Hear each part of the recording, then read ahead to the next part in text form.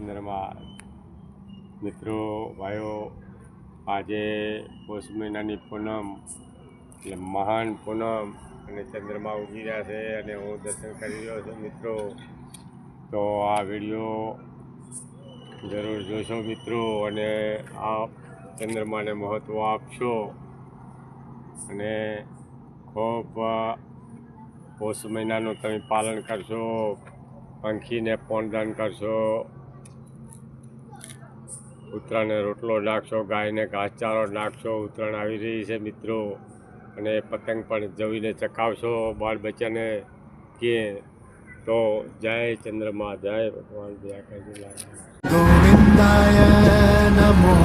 નમઃ, ગોવિંદાય